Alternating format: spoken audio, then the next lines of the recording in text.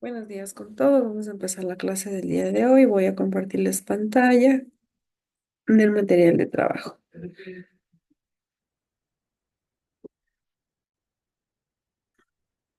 Ya, como se puede observar, vamos a ver el ensayo literario. El ensayo literario es un tipo de texto argumentativo cuya finalidad principal es expresar un punto de vista a partir del análisis de una obra literaria.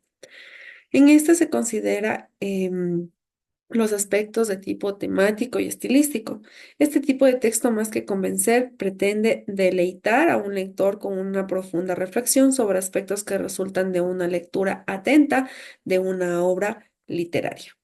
Los ensayos literarios se diferencian de otros porque constituyen un ejercicio en el que el autor pretende mostrar su habilidad de escritura y su dominio estilístico. Grandes ensayistas latinoamericanos como Octavio Paz, José Saramango, Mario Vargas, Gabriel García Márquez, han aportado contextos de trascendencia universal y de honda importancia humanística, ¿no? Las características de este tipo de textos son las siguientes. Se estructura a partir de una introducción, nudo y desenlace, al igual que cualquier ensayo. Se apoya en citas literarias para desarrollar argumentos. Utiliza un registro del lenguaje culto que muchas veces abunda en la utilización de recursos literarios como metáforas, símiles, analogías o epítetos, ¿no? Puede funcionar como fuentes de consulta, indagación o reflexión. La intextualidad en el ensayo literario.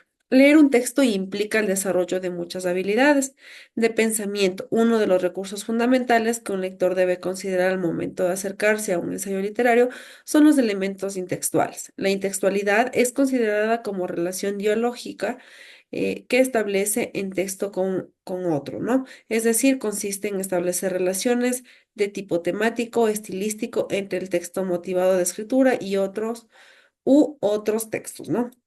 Pueden darse de manera implícita o explícita. Esta vinculación permite que un texto pueda construirse en significados, desconstruirse y reconstruirse para ahondar en pistas interpretativas que enriquecen al lector.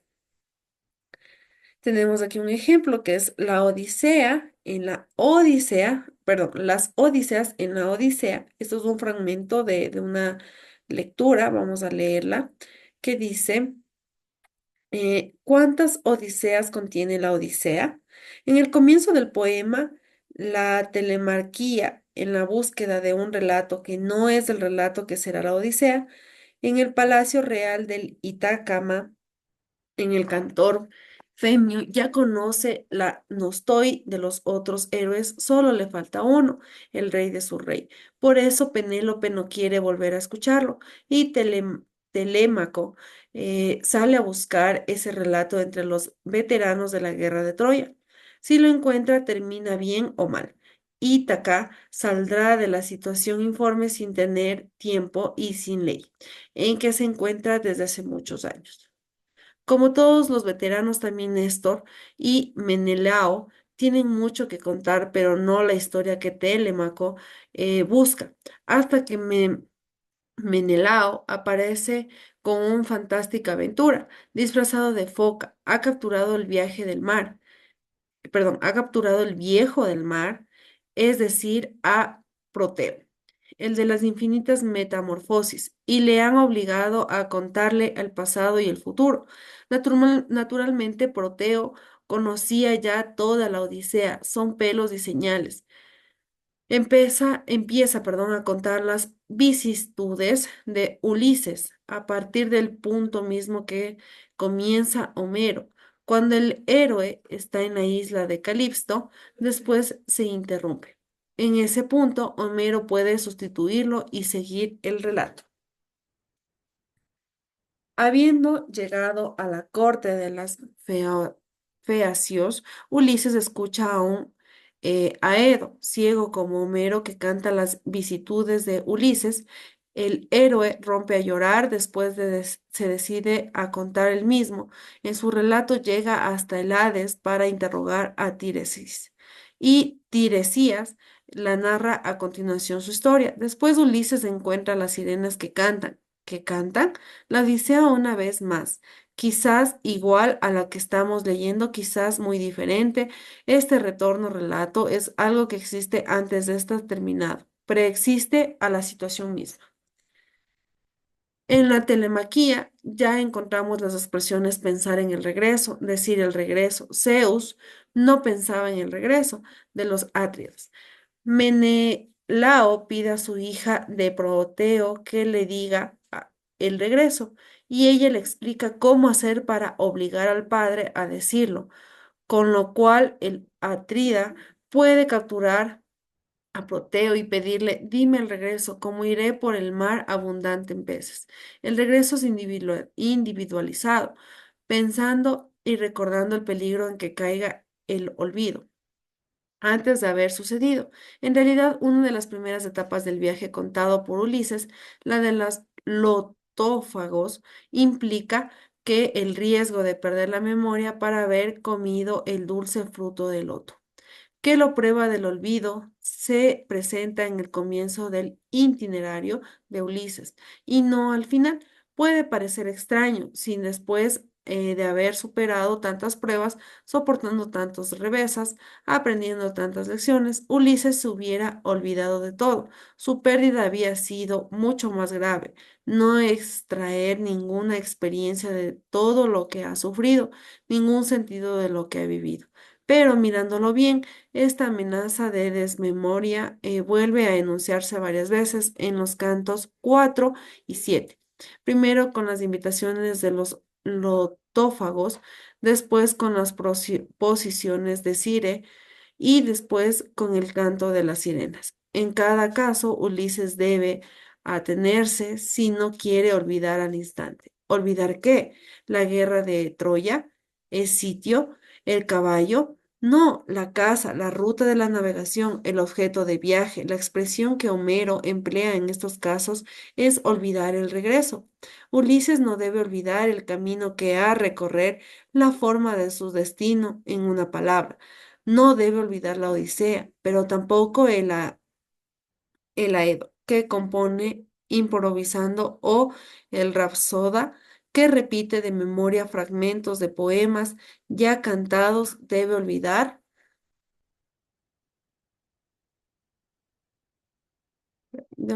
sugieren decir de regreso. ¿Para quién canta versos sin apoyo de un texto escrito? Olvidar es el verbo más negativo que existe y para ellos olvidar el regreso quieren olvidar los poemas llamados Norstor, caballo de batalla de sus repertorios. Pero sigue siendo la misma identidad de antes. Ulises que llega a Itacama como un viejo mendigo irreconocible para todos. Tal vez no sea ya la misma persona que Ulises que partió rumbo a Troya.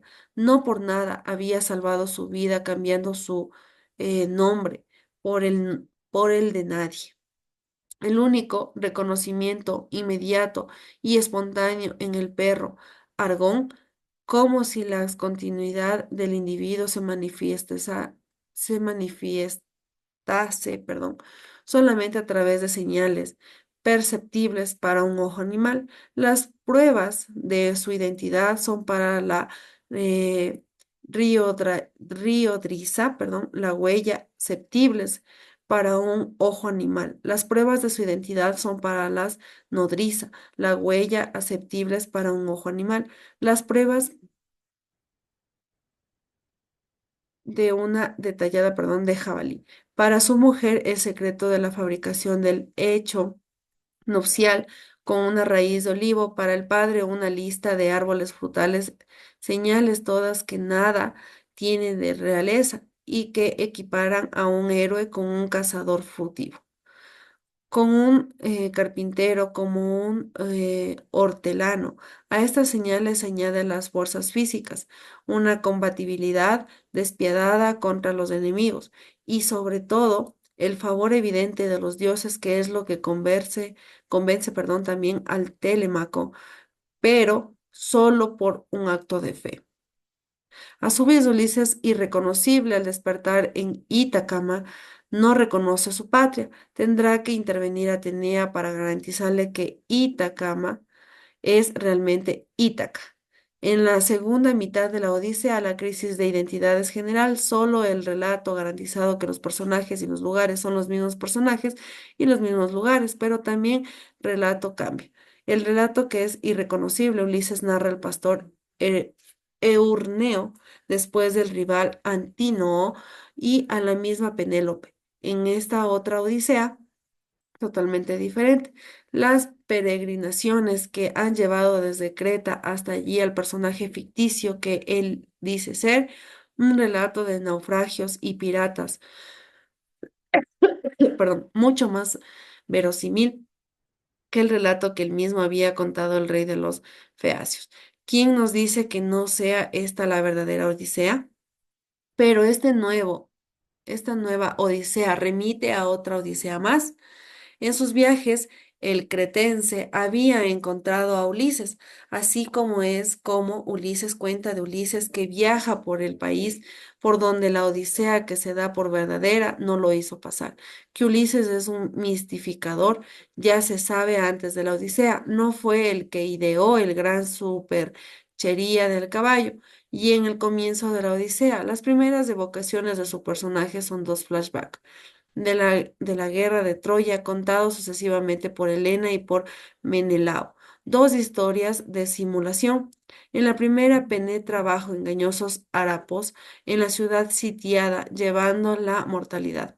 En la segunda está encerrado dentro del caballo con sus compañeros y consigue impedir que Helena, incitándolos a hablar, los desenmascare. En ambos episodios Ulises se encuentra frente a Helena, en el primero como una aliada, cómplice de la simulación, en el segundo como adversaria que finge las voces de las mujeres de los arqueos para inducirlos a traicionarse. El papel de Elena resulta contradictorio, pero en siempre la contramarca de la simulación. De la misma manera, también Penélope se presenta como una simuladora con la estrategia de la tela. La tela Penélope es una perdón, simétrica de la del caballo de Troya, y es la par en un producto de la habilidad manual y de la falsificación. Las dos principales cualidades de Ulises son también las de Penélope. Ya, es decir, tenemos dos Odiseas, ¿no? Esto fue escrito por Calvino Italo en 1993, porque leer los clásicos Barcelona y Turquets. Ya, esto viene a ser como un ejemplo de lo que viene a ser la intextualidad en el desarrollo literario, también es en el ensayo literario, es como que le da una conclusión de todo lo que ha leído y que más o menos lo que él piensa, es una opinión en sí de todo lo que se da en un poema literario o un ensayo literario. El ensayo en sí es como las opiniones, la conclusión, lo que ellos piensan y todo eso, ¿no? Viene a ser diferente del poema. Espero que les haya servido mucho la clase del día de hoy. Lo que acabamos de leer es un ejemplo y de un ensayo literario que fue hecho por una persona en 1990 y que nosotros también podemos hacerlo en la actualidad. Eso no habría ningún problema, ya que es una opinión que nosotros damos a cualquier tema de poema o cualquier literatura, se puede decir así. Eso, chicos, con respecto al día de hoy, no se olviden de subir las actividades que ya están plasmadas en la plataforma y que tengan un excelente día. Chao, chicos.